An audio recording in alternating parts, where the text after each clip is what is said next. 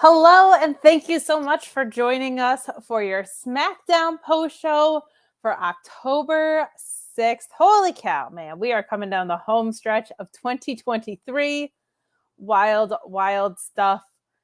We've got a lot to talk about. We are going straight up into Fastlane tomorrow. Very excited for the pay.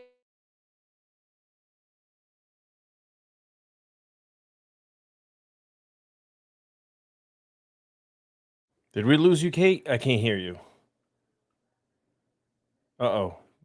You guys hear Kate on the chat? Because I can't hear her. Let me know. I need to chat always knows best. Muted. Okay.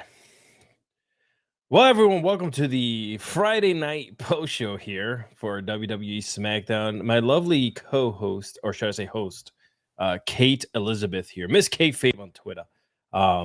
Now I'm broken. Look, you get to see two of me. Her internet just shit the bed. She'll be right back shortly after she reboots her machine. What is SmackDown? For me, like I mentioned to Kate before, I don't know if I should be on this square or this square or this square or this square. I'm not muted, am I? Am I muted? No, I hope not. I do have a split person. On this box, I'm an AEW lover, and on this box, I'm a WWE lover. Anyway, I thought it was a very weird. Oh, who's this? There she goes. I made it back. And listen, sorry, my internet's been so good of these past streams, and now it crapped out on me. But I tried holding it together. I was talking to everyone. I was trying to do my best for you. I don't, I have the rundown here, but I have to respect that you are the host and that you have to call the card.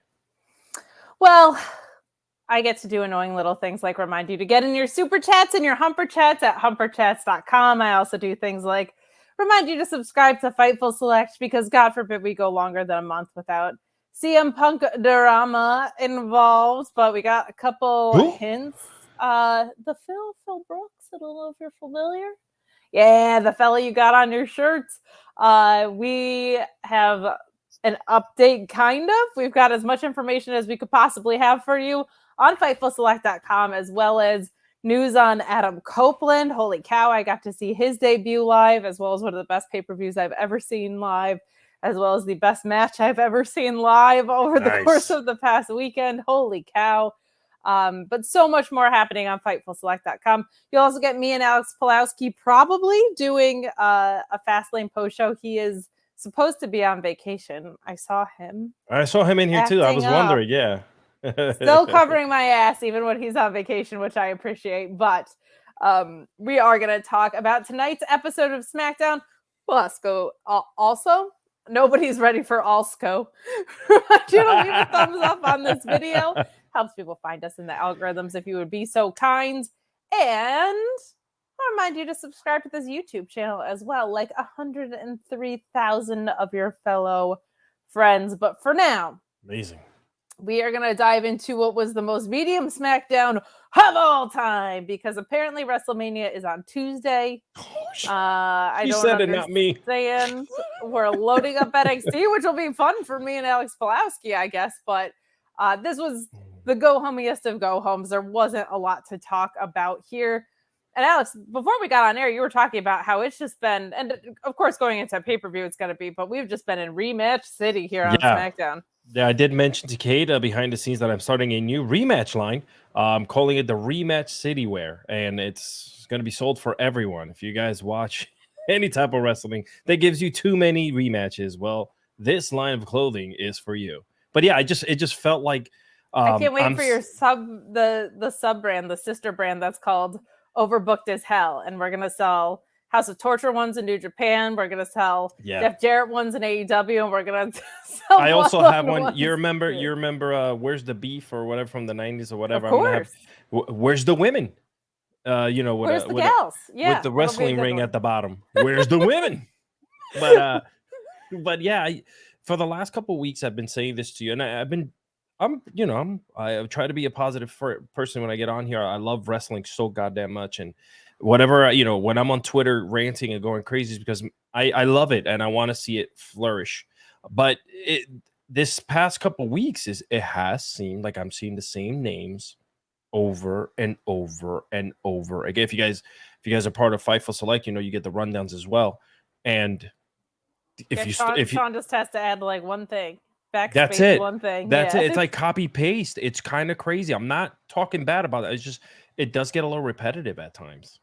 It definitely does. It definitely does. And today, part of my complaints, and we're going to complain on the internet, don't you worry. But part of my complaints were the matches are even getting agented the same way. Like we are seeing so much of the same type of booking with these same matches that it's wearing a little thin. But we do have the card to talk about for Fastlane as well. And Luis always keeps us posted on AEW Rampage while we're going through it. So we will keep you posted on those things. So send in your super chats and your humper chats if there's anything you want to talk about. You want to talk about Adam Copeland? Do you want to talk about how your weekend is going to be? You let us know. You want to talk about this guy? Nobody ever wants to talk about this guy. Please. He's always in the news as we haven't made any money off of that guy. My God. Hey, shout out to all of you guys here hanging out with us on a Friday evening as well. I see a couple of the beautiful faces on here, Dawn and everyone else that I love seeing every single Friday night. Ronnie and them. Yes. Yes, we love our perennials and our newcomers. But let's dive into what we can of your super chats and, of course, tonight's episode. Call me crazy saying Judgment Day versus Bloodline at Survivor Series. Intense. Also, I just realized that Io is the heel story from WWE 2K while Tegan is her face story. Well, there you go. I'm honestly wondering where Liv and Shotzi have been, hoping to see Zaya on Raw eventually, too. Liv is still injured, unfortunately. She has talked about that she's going to try and come back in the best shape of her life. So she must be getting closer because she's back in the gym. So good on her. But we love to see that. And some more support. WWE currently has Roman, Cody, LA Knight, Seth KO, Bobby, Sammy, Judgment Day, Usos, Drew, and possibly Randy Orton. CM Punk and MJF for the men. I don't know what that means. Oh, MJF.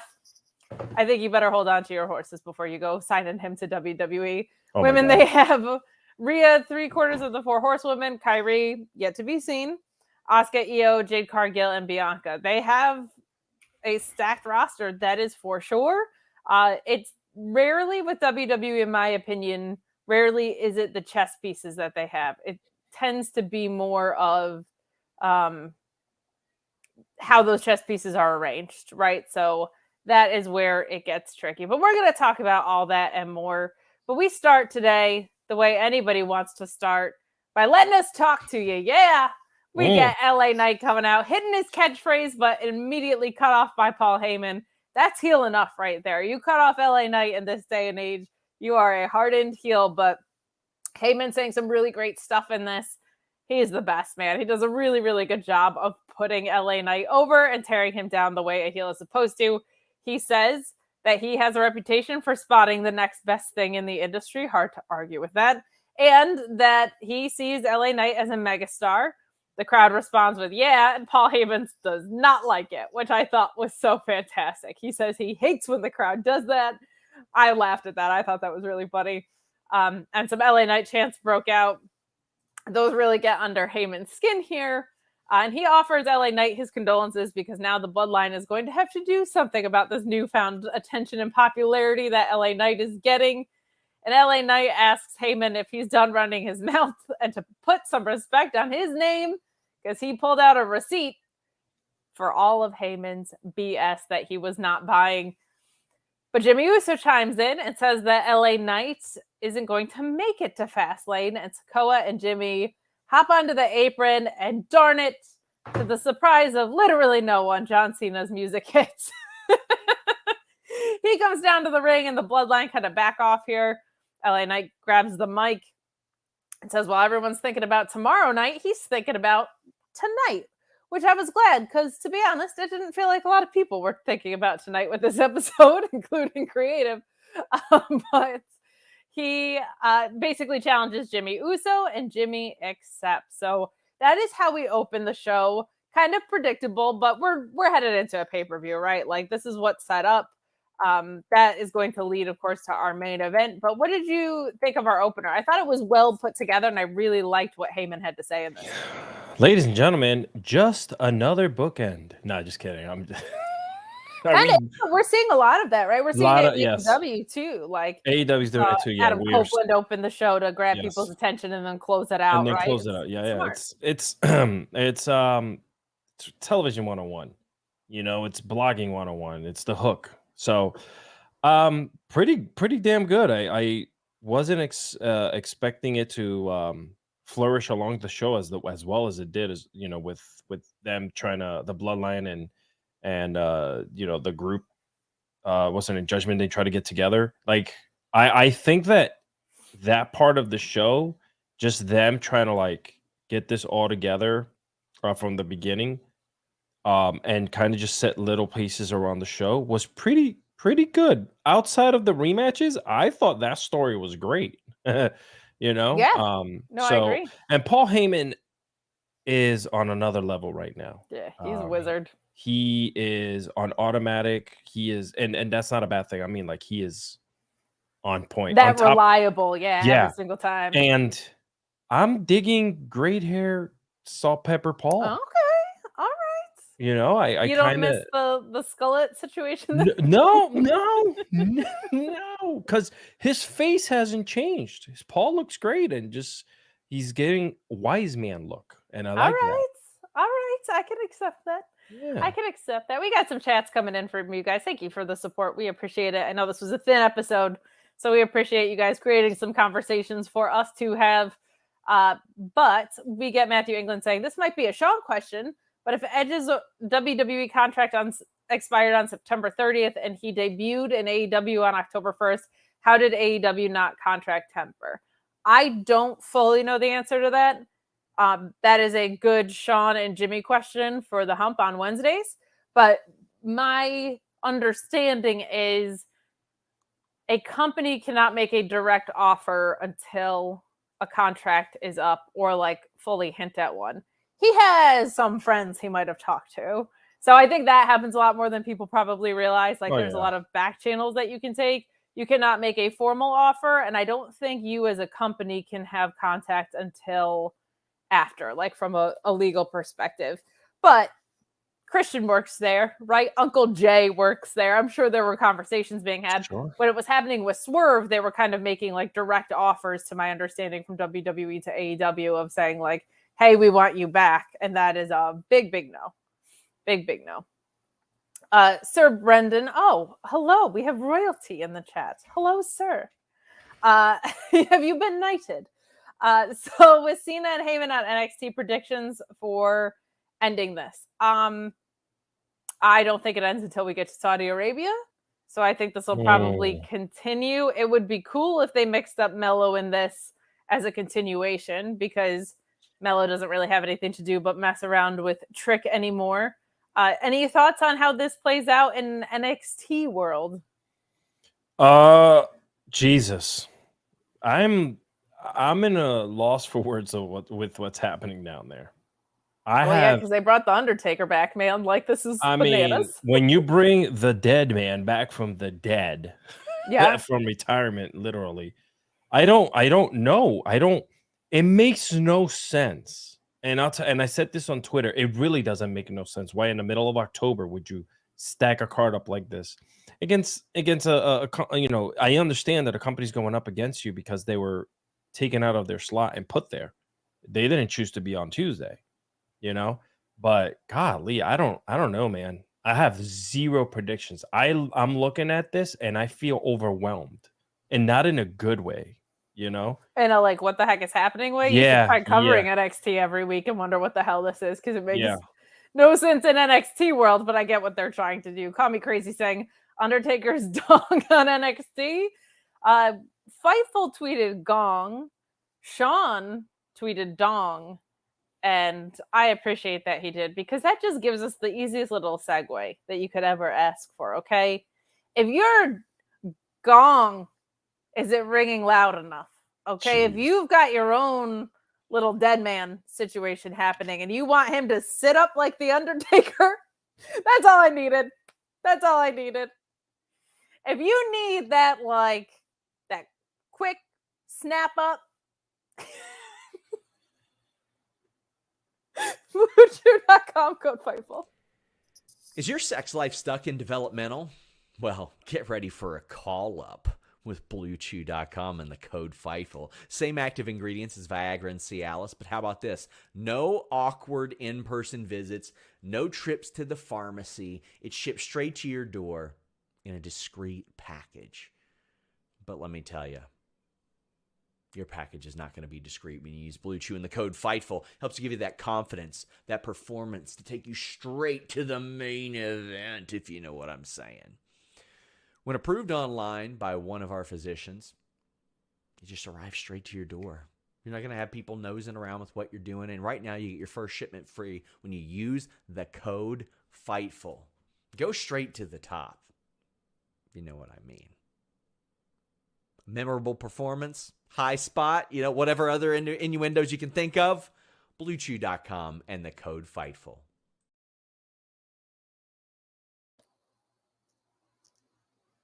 I'm really proud of my segues. That's one way to choke. Hey-o! That was a good one. Thank you to Sean for setting that up for us so easily. Always appreciated. Always appreciated. I thought I was going to die in the middle of the show here. I was like, no one's going to save me in the house. No one's going to hear me. Genuinely got like a spit take out of you. Makes me happy. But other things that make me happy, women in a favorable time slot. This is the first match of the night. We don't have a lot of matches on the show, so it's good that we got this one. We have Charlotte and Asuka defeating Damaged CTRL here, as we say. I like what happened in the ring. I'm intrigued by the finish. I am more hopeful about what might happen tomorrow than I was before. Now, not fully, but this I thought was for sure going to be the end of Io's reign. I still think it might be, but Bayley taking the pin, you do the wrestling math on it, says maybe not. So we get Charlotte here landing the natural selection for the win. Some highlights that I thought were fantastic in this. The tilt-a-whirl backbreaker from Charlotte for the 2 was great. The spot everybody's talking about, Io Sky working a body scissors and biting Asuka's face. I was like, oh, right, she's the heel. I forget it because she's very, very over and people really like her. But nothing like biting someone on the face to remind you of that. The spot where Charlotte set up for that superplex, but Sky cut it off and threw Charlotte and Asuka and along with Bayley to the canvas. That was a really fun kind of train wreck spot. Some really, really good stuff in the ring. This just feels like lather, rinse, repeat from a booking perspective, and that Bayley is always losing and that there is always kind of, I guess this wasn't shenanigans because it was a tag match, so I have to give them credit for that. It was different in that way. But at the very least, maybe there's still some dissension and damage control. I think I felt like yesterday and before this that it was a slam dunk that Charlotte was going to win. I'm wondering if maybe Bianca Belair comes back or something. Charlotte could still walk out of here champion, that's for sure. But Bayley and Io losing here, the wrestling mat tells you the other side wins. So this should make for a great triple threat in-ring wise. I think it might be the match of the show when you consider the caliber of women that are in this and their work rates. Thought this was perfectly fine, just a little redundant in a lot of ways, but I thought the actual in-ring itself was fantastic. Yeah, don't get me wrong, man. There's not a lot of. They should have more than just 1 or 2 matches in a 2-hour show. Like, I mean, but to give them their flowers. I don't know how this is gonna end for Io Sky. Is it bad if I said that this reign of her as a champion hasn't been as strong as it's been booked poorly. Okay, I don't want because I don't want to come off as a dick. Yeah, because in other words, if this was a Charlotte run or if this was a Becky run, it would be a lot different. I mean, even the Rhea run, it hasn't really. There's nothing there. Bianca's run was crap. I don't know who's. Becky having the NXT championship for 3 weeks has done more for the women's division than the booking of Rhea or Asuka's reign into Io's reign. There has been no fundamental storytelling really involved that Agreed. hasn't made the champions feel like accessories to other story. Rhea Agreed. feels like an accessory to Judgment Day. Yes. Io feels like an accessory to Damage control. Charlotte and Damage Control, and yeah, Asuka. I mean, she just was the fifth Asuka was wheel. probably the worst one by that far. by She's far. always Yeah, screwed over. I don't understand. I don't know why maybe the emphasis, like the storytelling, is not put on the women as they don't go as hard as they do with the men. Listen, even the world championship for Seth Rollins, it just started picking up steam. That's another one, and then the Universal Championship is nowhere to be found. So these champions, as much as people tout like, oh, this is all great, there hasn't been anything for us to say, wow, but there has been a lot of chase. That's all I can say. There's been a lot of chase for these titles, but outside of that, the champions has just been dormant.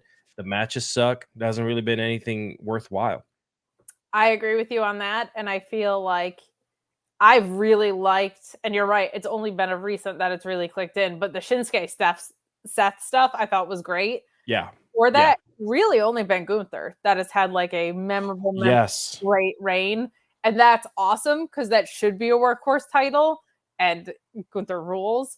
But you're right. And that like you had Seth's, imagine if they didn't bring back that title. You would just have Roman around for so long. But you're right. These women's title pictures just, if it's not one of the 4 horsewomen, especially Charlotte, tend to kind of get booked into the mud, unfortunately. You guys got some chat supporting us for this. Thank you so much. Saying any new champions have been booked poorly for the women. Look at Io. Mm-hmm. Well, Bianca was booked to the moon. Except for that one like weird flip back and forth, right? Mm-hmm. Terrible, and especially Liv. Liv's reign was all about Ronda. Liv, I feel like she had so much fan support behind her that I feel like it was still productive for her to have the titles, but you're right from the perspective of the booking wasn't great and her booking wasn't made to support her feeling like a champion, but people were just so into her. I feel like it overcame some of that a little bit more. Another question about CM Punk saying percentage chance of CM Punk coming to WWE after tonight. Well, the 110%. I wouldn't say 110 based on FightfulSelect.com. Instead but of Sean RVD, said CM Punk. Sean said 50-50, and that was before the line that Corey Graves dropped tonight. The worst devil. Yeah, the devil line. The greatest trick he ever played was making you think he didn't exist, which of course goes back to his promos with not only MJF but Samoa Joe in his Ring of Honor days. I'm still like 50-50 based on what Sean said. I don't know if Corey Graves is just leaning into some of the speculation, but he does that. Like he does that a lot. He does. So good for him. He reads the Twitter and he'll mess around with fans. Totally. On purpose. He's a smart wrestling brain. He reminds me of Bobby Heenan. Just being out there on the mic and messing with fans. Or the things that he would say. Yeah. I do want to say one last thing about the women. I would like to, we're in the last 80 days of the year, maybe less. I hope that for next year, I really do wish that the emphasis on the women's wrestling and the titles becomes a super priority for all brands all around and companies, because I believe that the women can go so hard with their storytelling. I believe that they can put so much more emphasis into their storylines and emotion, and they do that a lot for the men. So I don't know how that gets done. I don't know how much more we can exhaust that, especially like when we exhaust it on Twitter and on wherever we post. I appreciate boys doing it. Thank you. Because it gets very old to be like the girl that goes out and says this stuff. But a lot of my male peers feel the same way. So I appreciate you talking about it. It's dumb. It's just dumb, It is. And what's funny today, I did my own stream earlier today because a lot of people just wanted to hear my thoughts on Wrestle Dream. So I did. Your voice. I did. I know. I got to do the media scrum, which was awesome. But I've obviously been so in the Zack Sabre Jr. train, and Bryan Danielson's the greatest wrestler of all time. So that match meant a lot to me. But in that stream, I talked about the fact that like NXT had 4 women's matches in a row on Tuesday. Yeah. And 2 men's matches. When was the last time we saw something like that? And then ROH, Athena and Layla Hirsch was one of the best women's matches of the year. That's tucked away on ROH. So I would like to see the main rosters catch up to what their developmental programs are doing. That would be nice. Crazy. That it would at least feel as important as that. Pro Wrestling Podcast. We love Dave. So Dave does a watch along where he has SmackDown Bingo, and you guys should go play it. So before you come into this post show, you should go do the watch along with Dave because he's great. Go follow him and play SmackDown Bingo. It's real fun. But he reminds us of this Triple H quote. People put so much pressure on this competitive war. It was never that. Look, first of all, they beat our developmental system. Good for them. It does seem like maybe sending John Cena, The Undertaker, and Cody Rhodes and Paul Heyman to developmental might feel like they have an agenda for this upcoming Tuesday.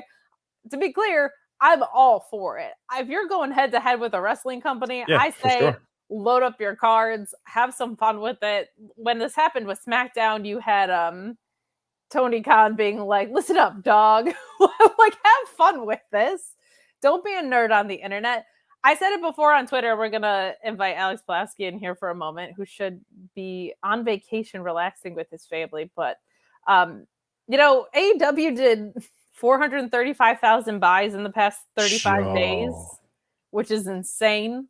WWE is selling out everywhere they go. They're going to have a monster WrestleMania. They just had a huge merger. Wrestling is hot right now. The only people that are losing are the freaking losers who think that wrestling can only happen, like great wrestling can only happen under one 3-letter brand. It's ridiculous. You all have your preferences. I certainly have mine. None of them are based in the United States anymore. It's just I saw a post saying very negative and nasty words to Adam Copeland, and then the thread underneath it was all take away his WWE Hall of Fame ring, take him out of the WWE Hall of Fame. Like, the internet is so tribalistic and nasty over wrestling. They're real weird. Hi, Pulaski. Hi. You're really bad at going on vacation. This is your vacation? No, I'm at an Airbnb in Niagara Falls, Ontario, Canada. My daughter is asleep. My wife is asleep. Gotcha. And I have nothing to do except for test the stream on the Wi-Fi in this Airbnb to make sure that I can do a stream tomorrow for WWE Toll Booth. Because I think it's really, really rude of you. It doesn't even register that's not the name because we've called it that so many times. I think it's rude of you. That's the first time I heard it. Rub it in my face that you have better mobile internet than I have at home. He does. That's just like a mean thing to do. He looks so HD. I feel like he's here in front of me in the house. All right. You don't have to. All right. You don't I'm need sorry. to pump it up that much. I'm sorry, Kate. He's not that much better than me. I love you too, Cardoso. How's Niagara? We got here late. We ended up staying way longer at the place we stopped for one night on the way, which is a place called Frankenmuth in Michigan, which is like a little Bavaria. Like all the towns is all like designed like 1800s, nice. Like central Germany. It's beautiful. It's got these like little pastry shops and there's a cuckoo clock store where every cuckoo clock is like $4,000. They're all handmade by little old men in the back. It's crazy. It also has the largest Christmas store in the world. Don't tell me this. It's wait, where is Frankenmuth? Like, what state? It is in Michigan. It is in Michigan. It is about I don't know, central Michigan, somewhere near Lansing and Flint. We didn't stop there for that. We stopped there because it has a really fun little water park hotel, and my daughter is crazy for like water parks. Oh, very cool. That'll be fun. And then we were like, let's just, drive around the little town before we get back on the road. So and we stayed for like 4 hours walking around and tasting pastries and oh my God, that's living the life, bro. So we stayed way longer than we wanted to, so we didn't get into Niagara until after dark. And so we were like driving around the falls, like, hey, look what you could see if there wasn't fog. We'll see tomorrow, right? But we'll see it tomorrow. So good. Yeah. Oh, that's awesome. Yeah. Well, it's fun. good. I'm glad. Yeah, and I'm also glad that the Wi-Fi here is solid. So Will It they is. let you back into the United States of America? That is I the know. big question. Yeah, I don't know. Honestly, I as long as I don't have any outstanding warrants, I should be. There's a lot of stuff happening since you left. So No, I don't know. I listen. The funniest thing is that, somebody told me that that the Undertaker's dong was on TV today, and I was like, Mark Calloway, what are you doing, man? just insane. When they told you to enjoy retirement, they didn't tell you to enjoy it this much. No. It was back when gongs were men, and gongs that are men turn into dongs. You know what I mean? So no, that is true. Big, meaty, tall, veiny gong. he's got a one-man show, all right. Yeah. Wow, Put it that way. guys, easy So- killers. Hey, Pulowski, if somebody wanted to join you, perhaps for a post show for Toll Booth Fastlane tomorrow, where would they be able to watch you do a post show? It would be Fightful Select, which is Fightful cool Select. because it's only $5 a month, and you're going to get all this amazing. Don't get too excited about CM Punk just yet news, which is awesome.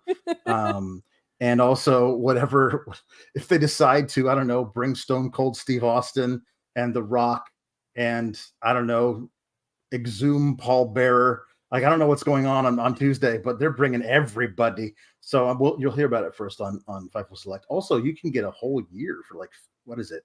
It's like $60, I think. $60. $51. $51. That's a bargain at twice the price. Is a bargain. Oh my god! I just got breaking news that Bill Goldberg will be there. This is not me totally not Googling. That is Bill Goldberg will be there. That is a photo that a friend sent you from the Orlando airport. He is in town. Yes. It is confirmed. I just got this from the bathroom. This is a selfie. Wow, that's pretty of great. William Goldberg. Wow.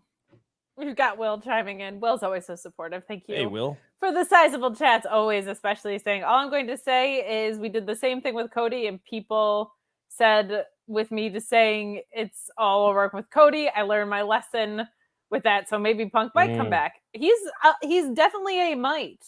I don't know with all this crazy stuff that we call wrestling. You know, the beauty of it is you don't have to know. It's Sean's job to know. Yeah. Sean says 54 a year.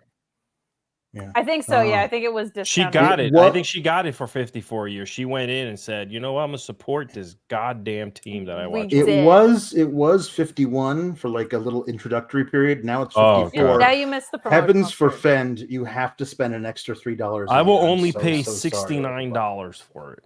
See, now that's the nice price. That's honestly, we should have set it up for $69 a year. You should have. We should have. I mean, you save no extra money, but you get to pay $69 for the Fightful Black Friday sale. That's right. 69 flat. That's right. That's good. Nice. Good. All right. Well, I didn't watch SmackDown today, so I have nothing to say about. I did watch SmackDown, and I have hardly anything to say because it was the go homiest show of all time. Other than I did not watch, but I know Charlotte won and got the pin on Bayley. Correct. Yeah. I'm just guessing, but I know. Also, correct. Something must be preventing Cruz del Toro and Joaquin Wilde from joining Rey Mysterio and Santos Escobar in their 6-man tag. I don't know what it is, but I know it must be something. I don't know who's going to be the special partner, but I'm sure they will tell us. I really hope it's Carlito. I wish I had an apple because I spit in the face. Phone call. I spit in the face. You are wrong about literally nothing. It should be on the Undertaker. That's so it should be. Undertaker to LWO confirmed. He shows up at Fastlane and then ends up on NXT on Tuesday to face Dragon Lee for the Puerto Rican title. They're going to change it to the UWO just for one night only. The DWO, the dead WO. The dead world will be very good. Don't give them any ideas, please. Because next week. I don't know. Maybe I can figure out something to do with the lighting before tomorrow. But other than that, I got nothing. It's not terrible. I can see your beautiful face. Yeah, you look great. Put a lamp in front of you. You have lamps? That's all you got to do. Final lamp. Yeah, and you down. look like this you're is a under interrogation with the white it's a wall. very bare bones Airbnb. There's nothing on the walls, and but it's nice. It's just there's on the off chance this is the last time I ever speak to you. yeah, just Justin Trudeau's gonna find him. There is a door in the hallway that's padlocked. I'm not opening it. No, please don't. I don't want you to be on an episode of Law and Order. But we appreciate you stopping by, and you can catch me and Mr. Pulowski on Fightful Select tomorrow with your Toll Booth Fast Booth Toll Lane show. Easy Pass will be Easy there Pass with this extremely fun post show that we do if you want an alternative to what is on the main channel. And we'll also be on the main channel with WrestleMania NXT on Tuesday as well. So tune in for that on Sour Graps, but this is going to be one wacky week. So thank you, Mr. Pulowski. Bye. I wish they did a Easy Pass on a pole match. They should. So what happens is when you get it and you grab it, you automatically get a chance to go fight for the WWF, WWE. I don't know why I called it WWF. Golly. It's because we're bringing back the Undertaker and like Stone Cold and oh my heavyweight championship. Well, guys, we did a little Fightful Select promo there for you, but we'll also remind you to leave a thumbs up on this video. We are going to have a Fastlane review for you. Grapsty, of course, will be hitting the airwaves as well. We're in a heck of a stretch right now. We had No Mercy, we had Wrestle Dream, and then our weekly cycle started back up at another pay-per-view tomorrow. So lots of great stuff happening in wrestling worlds. We absolutely love to see it. Yes. So we're moving along to something that made me very happy to see, which was Bobby Lashley's in-ring return. It made me so happy to see him in the ring for the first time since May. He was battling some medical issues, I believe. Stay tuned to FightfulSelect.com for all that kind of stuff. But this was just really great to see. We hadn't seen him in the ring since May. My only thing is, why are we pitting champions? And it's, of course, because we have so much interference here. The Street Profits and the LWO are brawling on the outside. Rey Mysterio is stopped from following up his previous sequence with the 619 because he's so distracted, as if this is Rey Mysterio's first time in the ring. Ugh, I don't like finishes like that, but when Mysterio finally got back to it, we have Bobby Lashley spearing him for the W. So the good news is there's some payoff here, right? We saw Bobby Lashley getting angry and frustrated that the Street Profits were not being aggressive enough. And now we see them coming to Bobby Lashley's aid. We see them starting to pick up some W's. So where it felt like they were going to be splitting this up before it started, it feels like they've now kind of integrated this into the story. I just don't know why Rey Mysterio is losing. But I get that you want to advance the LWO and the Street Profits story. So that makes sense. It just feels an awful lot like what we've been seeing, to your point, week over week. But very happy to see Bobby Lashley in the ring. But oh boy, get back in the ring, Alex. Oh boy, he's gonna crawl back into the ring. You know what he doesn't need in the ring? A suit. Here we go. He doesn't need a suit to get back in the ring. So why isn't he sending me his suit? I just feel like now I'm being intentionally ignored. Before I was like, well, he probably just hasn't like heard or seen anything. But I see you guys out there tweeting at him. You guys are super chatting about it. You guys are at Fight Bobby, like, hey, give Kate a suit. Michael Dammett's always there, like, why haven't you given this woman a suit yet? There's no way he hasn't seen it yet, right? So now it just feels like he's trying to slight me specifically. And let me tell you what, Bobby Lashley, I would make it look good. Okay, I'm going to make that suit look great. And I'm not even asking for the nice suit in your collection. I'm just saying a suit. Doesn't even have to be one you wore. Could have been one you were going to give to Montez Ford anyway. Just send it my way. That's all. I think he's playing you at this point. I feel do something about it. I feel played. Your thoughts on our match here? Good to see him back. Hell yeah. For some reason, I kind of like in the middle of the match, because of everything that was happening on the outside of the ring and blah blah blah. When he pinned him, I'm like, oh my god, he just won the US Heavyweight Championship back. I'm like, wait a second, this is not for that. I kind of like lost it there. And then when Ray Ray's in the ring, I was honestly waiting for Santos to smash him with that chair. It'll happen. When he was standing above him, and Ray kind of like got on his hands to get up, I'm like, do it. Santos Escobar is really good at his job with stuff like that. Bailey is also excellent at those things. So absolutely adore that. I'm with you. I think the turn is coming. I think it'll be happening on the way to WrestleMania, though. I think that's probably the move. So we'll see. We'll see what happens to what Alex Pulaski predicted before. Rey Mysterio has to make a phone call about all of this, of not being able to get his two partners to the 6-man.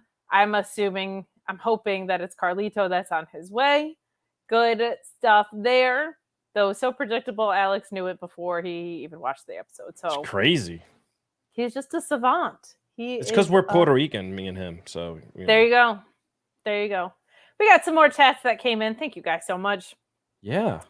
With the rumors of CM Punk signing and chances of MJF leaving AEW, WWE are looking to have a big possible WrestleMania with there possibly being Cena, Rock, and even Stone Cold, not to mention their full-time roster. How crazy could that be?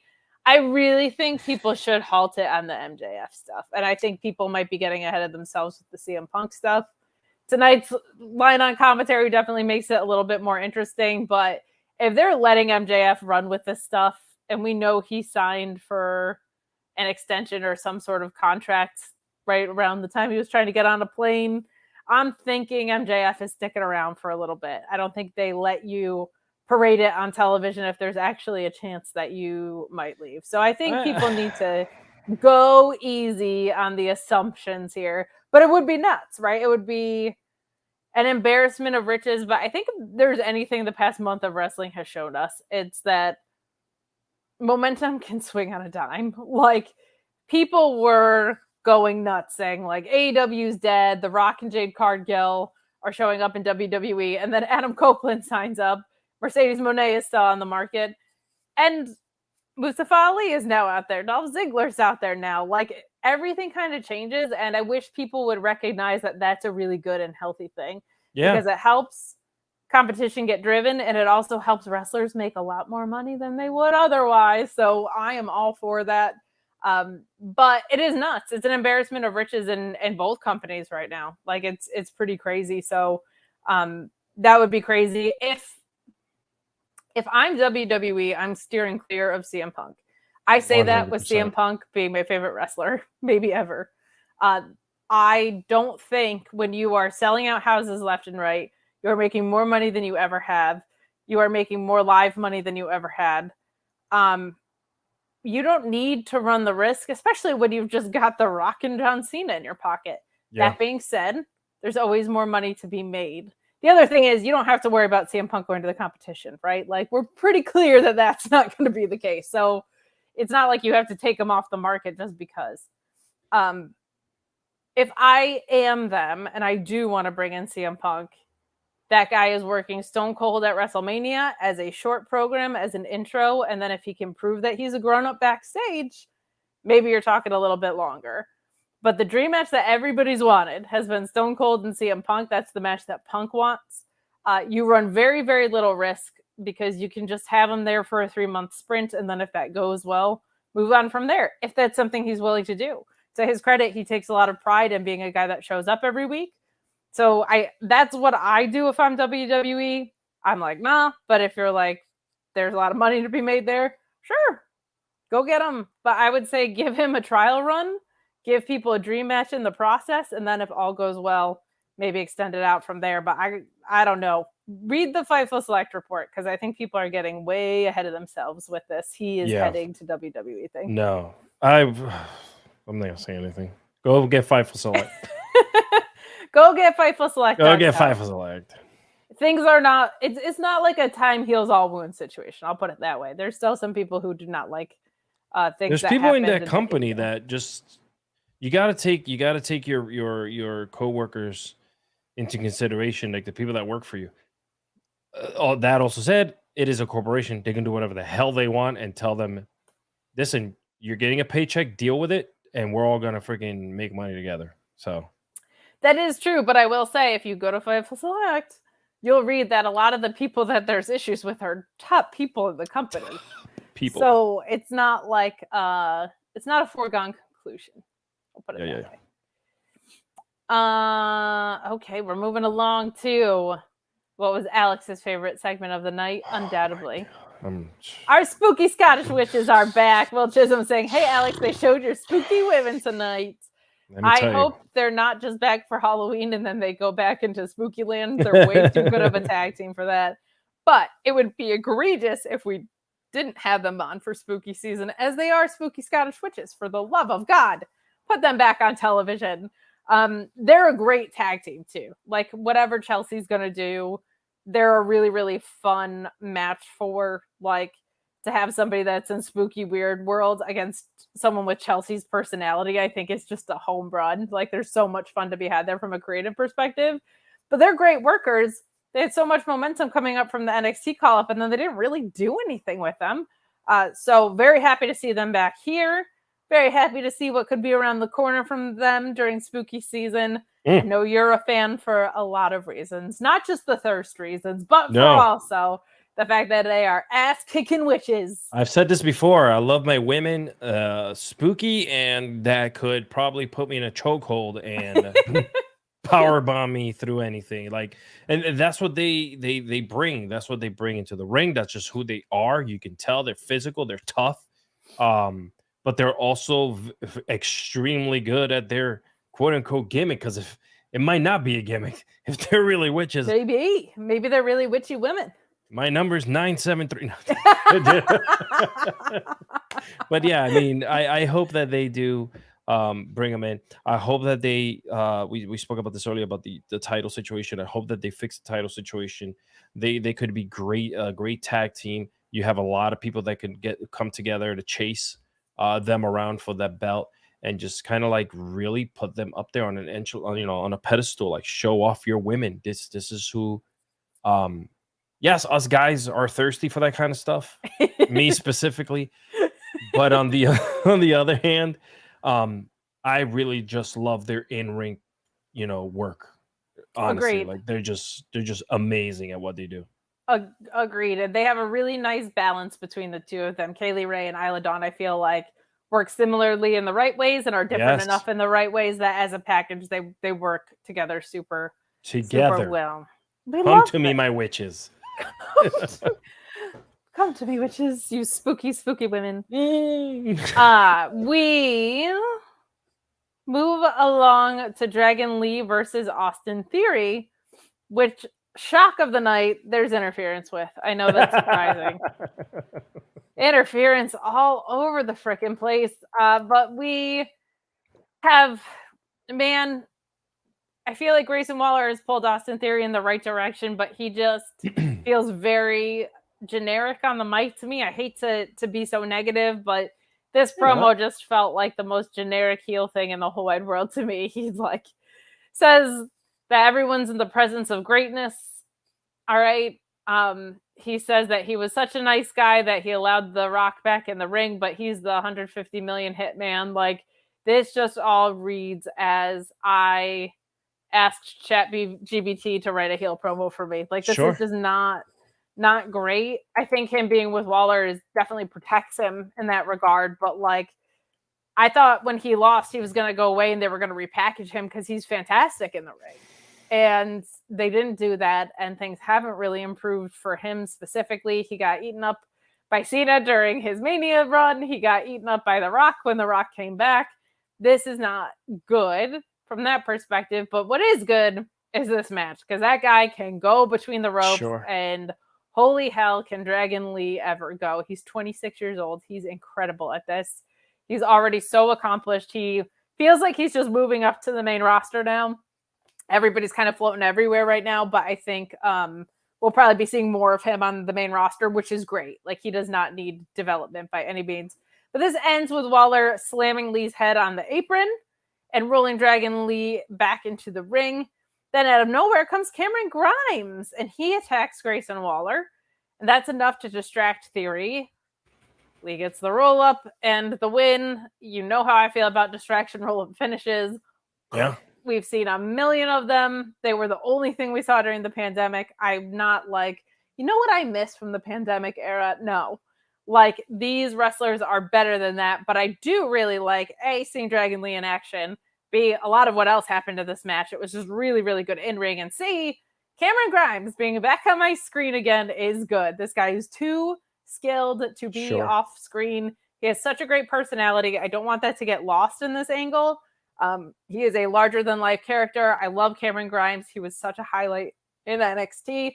Glad he's getting some more screen time here. Makes me very, very happy. So good stuff here other than that finish, which is blah, but interference central on this episode tonight, but very happy to see Dragon Lee in action and Cameron Grimes. What are your thoughts? Yeah, I mean, Dragon Lee's an incredible talent. And I've mentioned this before. Let him be that lucha style wrestler out there. Just let him go. You know, as long as he's being safe and everyone understands that, you know, lucha libre is a very fast style, of wrestling. So I think that he can kill it on his own, man. But what I fear the most right now is that they continue to bring in Grimes out, is that they're going to be boxed into a tag team. They're already doing that with Theory. Theory had his solos run now for a while, and I feel like now they're boxing him into a tag team with Reese and Waller. And I hope that they don't do that with Dragon Lee and Grimes, just because they're just, you know, two guys that are out there. I would like to see them continue their solo runs, but who am I to complain when I get to see Dragon Lee, Grimes on my TV? I'm a little tired of Waller and what's his name, ATL, whatever his name is, Austin Theory, just because he's, to me, he's just been kind of now the same, to steal Kevin Nash's saying, the same thing over and over. What is Austin Theory? What is he? He just comes out, parades the crowd, and leaves. Like, you know. So where's the evolution? The danger here? of putting him with someone like Grayson Waller. Grayson Waller is ahead of him, and he can elevate him in the process. But you're also playing compare and contrast, right? So it's tough. We got another chat saying Alex wants a woman that can kill him. Same, man. I love it. Faux show. I love it. I love it, guys. Get in your super chats and your humper chats. We are kind of coming down the home stretch on what I think it's fair to say was a thinner episode of SmackDown tonight. But we're going to read down your Fastlane card for you. We've got a last man standing match between Seth and Shinsuke Nakamura. A rare case where I really like that stipulation for this match. I hate that stipulation most of the time, but I think it's going to play out well here. We got a women's title match between Io Sky, Charlotte Flair, and Asuka, the LWO, and a mystery partner. That could also be Dragon Lee versus Bobby Lashley and the Street Profits. LA Knight and John Cena versus the Bloodline, and JD versus Cody and Jay.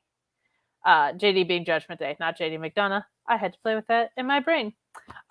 So that's your Fastlane card. Still looking kind of thin, but that happens with these intermittent pay-per-views, especially this time of year, right? So I think the in-ring will be outstanding. Like, Seth and Shinsuke tear it down. The women's match is going to be phenomenal. Like, I'm looking forward to watching some great wrestling. I'm looking forward to watching more great wrestling than we've already been spoiled with. And as I mentioned before, we've had 3 AEW pay-per-views in a 35-day span. And buddy, well, they've all been home runs. That can get expensive. And it's expensive if you're here in the United States. It's maybe like a little less expensive if you're, I don't know, in Lithuania maybe. You're just like in a different country, and maybe you can't afford the airfare, but you can afford NordVPN, and it's even cheaper with the code Fightful.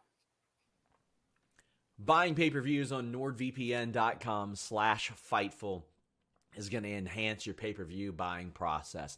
Now, one subscription to NordVPN has so many different benefits, but if you're a big pay-per-view buyer like myself, UFC, boxing, pro wrestling, all that good stuff, any combination of the 3, if they're doing a fight circus or something like that, this subscription will pay for itself after 1 or 2 pay-per-view buys. Change your virtual location, pay for it at the prices that other people are paying for it in the UK, in Australia, etc., etc., and you can get different interfaces. Maybe you don't like Peacock and you want to check out the WWE Network the way that it used to be, the way that it was designed to be, the easy navigation, so on and so forth. Maybe you want to watch AEW without commercials. Maybe there's some other overseas services that you can't subscribe to and you want access to them. NordVPN.com/Fightful gives you that with a great deal and a 30-day money-back guarantee. Even better, 24/7 tech support. So if you have trouble navigating any of it, they can help you out. Fastest VPN on the planet, NordVPN.com/Fightful. What he said. I was a little laggy there. Sorry, as per usual, but we're all caught up now, and we are I all. feel so bad for your internet out there. I don't know what the hell's I happening. know it's been better of late too, but it's having a day. It's having a day. It's having a long week. It's been stressed out with all this great wrestling and all my BS that I've had to deal with during my day job. But we're here. We're talking wrestling. It's Friday night. Wrestling's for everyone. Fightful's for everyone. We love it. We've got so much more to talk about this weekend. We, of course, have this pay-per-view. Full Gear is not too far away. The Saudi Arabia pay-per-view is not too far away. Survivor Series will be here before you know it. It's a healthy time in wrestling. We've got NXT WrestleMania on Tuesday going head-to-head with Title Tuesday and AEW. Some good stuff on the horizon and some good stuff in my recent review. My God, what a good time to be a wrestling fan. We get a really great Rollins Shinsuke Nakamura video package. These are always great. WWE always knocks these out of the park. This is the best presentation of Shinsuke since NXT. I'm loving it. I'm ready to strap up Shinsuke. I don't think they're going to do it, but a last man standing match where Shinsuke is just targeting Seth's back and hitting psycho knees. Oh, man. I'm here for that. So this video package was good, but now we're going to recap all of your Bloodline and Judgment Day. A drama heading into our main event. We get various segments throughout the night, including... Including... Did I delete it? Oh, no. Did I delete it from my notes? I remember most of it off the top of my head. But basically what we had was Paul Heyman scouting Rhea Ripley backstage, which I think is a really, really interesting wrinkle. Probably the most interesting thing that they could do to kind of make these factions coexist, because of course it would be her. It's not going to be Dom, who actually isn't very good. And there's dissension among the other three, right? So she's the leader. She's the big kahuna. She's the most dominant champion that they have, despite her booking not being great. Like she's booked strong when she is in the ring. And just because the stories haven't been great doesn't mean her in-ring hasn't been fantastic. So Paul Heyman is scouting her out. And then later in the night, we see her say to the rest of Judgment Day, like, buzz off, right? We have this phone call. And she tells Paul Heyman to acknowledge her. And he says, whoa, now. Wrong locker room to come around and say that in. And then Paul Heyman goes to make a phone call. So interesting developments here, and they, of course, play into our main event. We have the most, like, this is an angle match that you could possibly have. This is we're going into a pay-per-view tomorrow match, but we've got LA Knight hitting a power slam on Jimmy and getting a jumping elbow, but Solo enters the ring and the match ends. John Cena's music hits and Cena throws Solo Sikoa out of the ring. And then Judgment Day's music comes and all hell is breaking loose. So if you like AEW melees at the end of pay-per-views, you're going to like this, because every pay-per-view go home has to end in a melee. But the Judgment Day's music hits and the entire faction goes to the ring. Outside of the ring, Rhea and Paul Heyman shook hands and Heyman yells, authorized, which kind of made me laugh. Like it was not authorized until that moment, but those factions, the two of them, are surrounding the ring with John Cena and LA Knight standing in the ring. Jey Uso's music hits and out comes Jey to help even the score. Cody's music hits, and Cody comes down to do the same, and the crowd is going ballistic while I am an old lady and was rolling my eyes at most of this, but I get what they're doing, right? And especially with Survivor Series not being that far away, you're going to want to have these alliances clear and in place before you get there. So this is what we go home with. It's like team good guys versus team bad guys. Yeah. Jay, who got traded in what was a really big deal to Raw, I guess can just show up here on SmackDown anyway, which doesn't make a whole heck of a lot of sense.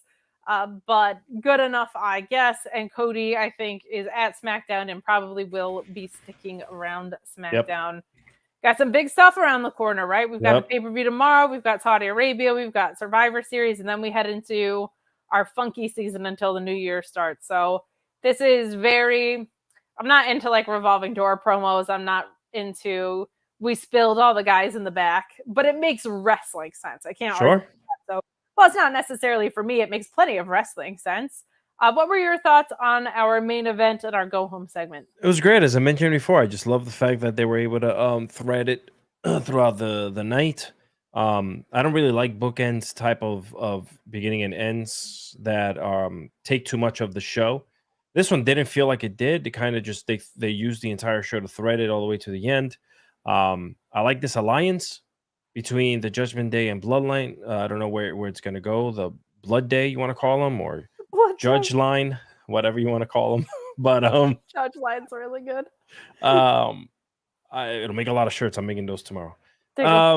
So yeah, I want to see how they play this out, because eventually what this might lead to is obviously, you know, late November with Survivor Series. I did see on the old Twitter machines John Cena saying that he might just make a call to a friend in late November. I don't know who that would be. It could be Randy Orton if he was cleared. Could be good old Phil Brooks if he was cleared. I feel like calling CM Punk an old friend is not the way to go, as that's probably... But he loves everyone now. Cena loves everyone. It's you know, true. His old friend, The Rock, he faced him like 600 times. It's true. His old friend, Hogan. I don't know if Phil loves everyone, though. I think we have a lot of evidence to prove that. I think once Phil... If Phil would have joined the WWE, I want to call it the WWE, like I'm old now, he would mend fences with everyone and everything would be right with the world. Ugh. No thanks. She said, ugh. And then Kevin Nash just signed a new contract with WWE, a 6-year-long contract. So he's back in the ring. He said that AEW didn't give him the $6 million plus with the private jet, so he wouldn't sign with them. So he'd rather just stick with WWE because they did abide by that. And 6 years, he's coming. That's it. You heard it here first.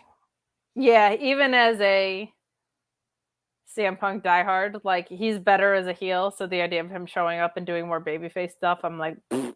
I was bummed that they were doing that in WWE. I was like, the money is in this guy being a heel. Why are we keeping him face this long? But we got some more chats and love from you guys. Thank you so much. We're also going to run down your Rampage card for those of you who joined after. Call Me Crazy saying, genuinely hope Liv Morgan wins Royal Rumble. I want to see her face Rhea at WrestleMania. It'd be a great story. If not, Liv should face Charlotte. There's a story there. I think we are headed towards Becky Lynch versus Rhea Ripley. I think Becky wins Rumble. Will saying, I'm not gonna lie, I do love the fact that Rhea is the leader of Judgment Day. As do I. I wish she would face more women. I think this is, but it's cool that she's the leader and people believe it. Yeah, I think she would be a more believable leader if she was out there kicking women's asses. Now, sure. I do think in the beginning of her reign, she was either injured or pretty beat up. So I think that's why I got off to a slow start. Her match with Raquel was really good. Her match with Natty was great. Some of the work she was doing on NXT, I thought with Lyra Valkyria was really good. Mm-hmm. Undeniable force. I'm just hoping, much like Alex, like come 2024, especially Jade Cargill showing up, right? Like, yeah. I hope that there's new challenges and challengers for her to face. But I think we are on a collision course to her and Becky at Mania. Also a chat that says, I did like the end, but I did start laughing when they played Cody's music. Not LA Knight or even Cena. Yeah, And right, Cena yeah. doing the whoa part. I said, he's a nerd. Judge Cena's definitely a nerd, but like, so am I. So, like, I talk about wrestling every night of the week. Like, there's no way I'm not a nerd. So I appreciate it because it makes me feel like someone understands me. But let's run down your Rampage card. There was some fun stuff happening here. And by that, I mean, if you're an Eddie Kingston fan, there was some fun stuff happening there because Eddie Kingston rules. We get the Best Friends and Hardys defeating the ex-Jericho Appreciation Society. Eddie Kingston was interviewed and interrupted by Team TNA, as Luis calls him. Kingston called Jarrett a carny son of a bitch, which is awesome. Danhausen in a video saying that he's coming back very soon. That's excellent news. Claudio and Yuta Wheeler defeating Levi Shapiro and Wise Guy Ruiz. ROH World title contender. Commander defeats Lince Morrison and Penta. Eddie versus Commander tomorrow.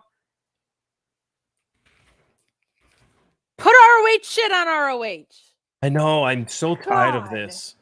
I am so sick of every week being like, can someone talk to him? Does anyone, like, do I have to call him and be like, yo, like, Ring of Honor's for Ring of Honor? Like, stop putting every damn title on every pay-per-view that you do for AEW. You're diluting that product so badly that why would anyone pay to watch it when you're putting all the other matches and all these ROH, World Championship matches everywhere else? Like, I don't get it, man. Why am I paying $9.99? I don't get it. Newly crowned Eddie Kingston, who everybody was so excited about, has not been on ROH television. It's so weird. It's so annoying. I ranted all about that on yesterday's ROH post show. If you want to tune in, there was a lot of really, really good stuff on ROH. It's just so maddening when the champions are never around for it. It absolutely drives me bonkers. What else we get? We get Ortiz cutting a backstage promo saying that Karma took one of your knees and I will take the other. Well, damn, Ortiz. Yeah, I love We get Adam Copeland speaking and Bryan Danielson versus Kyle Fletcher on Collision tomorrow. Holy hell. Sheeta and Statlander defeating Nyla and Marina Shafir, with Sheeta hitting the Rampage DDT for the win. That's very interesting. Seems like Sheeta's maybe coming back into the title picture. Title that she never should have lost in the first place, in my opinion. But good stuff on Rampage. I will check that out because I am an Eddie Kingston simp at heart, and it sounds like there's a lot of other really good stuff on there. Sounds like there's some good stuff on Collision tomorrow too. Bryan Danielson versus Kyle Fletcher. Please put it in my veins. Good stuff there, along with our pay-per-view, obviously. But that ends our SmackDown show for tonight. Alex, where can the good people find you? Not in jail. I don't know why I said that. Well, that's good. Yeah, hopefully. Just because I'm Puerto Rican and I have knives. Did you ever hear the Eddie Kingston story about that? Yeah. I had oh him my God, it's the funniest. when we had him on Wrestling with Freddie. It's just, and some backstories that were just insane. The best story. You just assume I have a knife because I'm Puerto Rican? Yeah. I love it. I'll go get my knife. Yeah, I'm gonna go get my yeah. So good. Find me on the X until they start charging. Then I don't know if my sugar daddy will continue paying for it, but hopefully he will. You can find me on Instagram at Alexis Cardoza, and also finally next week I'm gonna get around to finally launch Christmas Films on Wrapped, a show that I've been working on for a while. I'm going to be getting some heads, including Kate and Alex, to see if they have sometime in their very busy schedules to sit down and go over some Christmas movies with me and kind of break them down and just talk crap and feel good movie. It's that time of the year. It is Christmas. Great Halloween's here, blah, blah, blah. But everywhere you go, let's spread some holiday cheer. I love that. And I am enough of a humble human to say, like, Alex Pulaski is the guy for that podcast. I cannot wait to come on and talk about Christmas movies. But Alex loves Christmas as much as I do. Yeah. And his mind with movies, as I've learned doing Get the Flick Out of Here, is so much fun. He is going to be the best for that. But I can't wait to come on there. Check out that awesome project. I'm so excited for you that that's getting off the ground. You can follow me at Miss Kate Fabe on Twitter and TikTok. I posted some of my Media Scrum content on those platforms. You can go check it out. I got to ask some questions in the press room. That was really exciting. I can't believe I got to ask Bryan Danielson about his match with ZSJ and with Okada a few months ago. What a blessed little life I get to live. So pumping out some more content on there. You can follow me at Katestagrams on Instagram as well. And I did my first This Week in Wrestling recap today. I just wanted a place for they'll probably be, this one ran long because of Wrestle Dream, but I'm just going to talk for a half hour on my lunch breaks. Sure, I like that. Do it. Recapping it as something to call my own. So I'm Miss Kate Fabe on YouTube. If you could go subscribe there, that would mean the world to me, and leave a thumbs up if you want to hear my thoughts on ZSJ and Danielson. They started about 24 minutes in, I believe, Kate, on that. I'll leave it with this. Don't let your bad days trick you into thinking that you have a bad life. Well, thank you. Don't. That's very sweet. No, my life is a very blessed one. I'm very, very lucky, and I'm very That's for excited. everyone out there. That's for everybody. Thank you. Wisdom from Alex to close the show. But stay tuned. We got a lot happening this weekend. You're going to have your Fastlane post shows both on Select and on the main channel tomorrow. Check those out. We are in quite a wrestling timeline, ladies and gents. Enjoy the ride and have a safe and wonderful wrestling weekend. We're out of here.